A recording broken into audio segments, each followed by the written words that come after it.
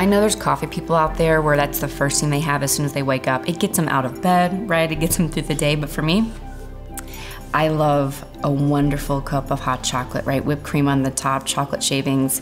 It's what I have every morning is melted chocolate and milk. That's just me. But I love it. It's something that actually makes me pretty excited in the morning to get out of bed. But I use the word love a lot. And I think today in our culture, we tend to do that. You know, I love my hot chocolate. I love this great pair of shoes that I own. I love my baseball team. There's a lot of things I love. But the way that I love my husband, right, is very different. The way that I love Ricky is deeper and more profound than anything else.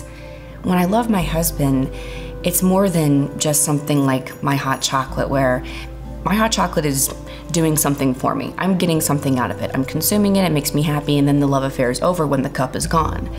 But the way that I love my spouse is not because I want to get anything from him. It's because I just love him and who he is. And I love him so much that I want to give all of me to him, you know? St. John Paul II said that man finds himself when he makes himself a sincere gift. And that's really the love that we should have for our spouses, right? That when we love them in a way that we want to give our whole being to them, and then we receive that back in return. The church speaks about self-giving love, but what does this really mean? Every human person is utterly unique. Each person has been given by God their own mind to think for themselves and their own free will to choose for themselves. No one else can think for me. No one else can choose for me. We each have autonomy. And yet this great gift of our own autonomy, our own free will, we sometimes could choose to freely give it up, to serve someone else, to commit our will to serve their good.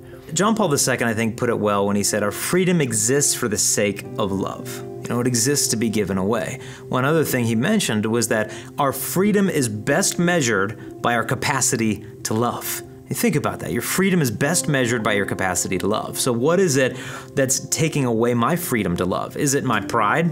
You know, is it, my selfishness? Am I self-absorbed? Is it my lust? Is it anger? Is it impatience? To the degree that those things are keeping me from love, it's then that I'm not free. We're very transactional in the world. You know, you see, I give you $5, guess what? I don't have $5. I give you my car, that means I don't have a car. Right? Whenever I give something, I lose something. But the reality is that in God's plan, there's kind of an irony. The more I love, the more love I experience. And in fact, it's something that the more you give of it, the more you will experience it in your life.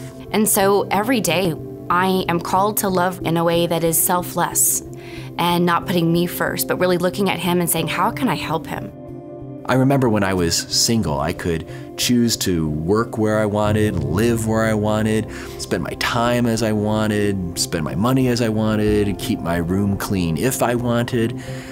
But once I got married, all of a sudden it wasn't just about me and my interest, and it wasn't just about her and her interests. It was much more about us. That's it. That's what I want. I want a love that's stronger than death. To love a woman more than I love me. To put your needs before my needs. This is what we mean by self-giving love. Someone in love is drawn, impelled to surrender their freedom, to give up this free gift of free will, to commit their will to serve this other person, to serve their marriage union, and to serve any children that may come from that marriage.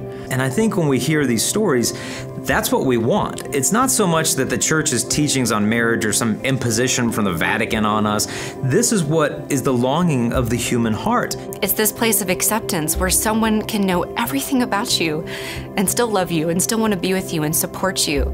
And through this gift of self, you realize, well, what else am I going to do with my life except make it a gift for others? And through that gift, we find that life is really worth living.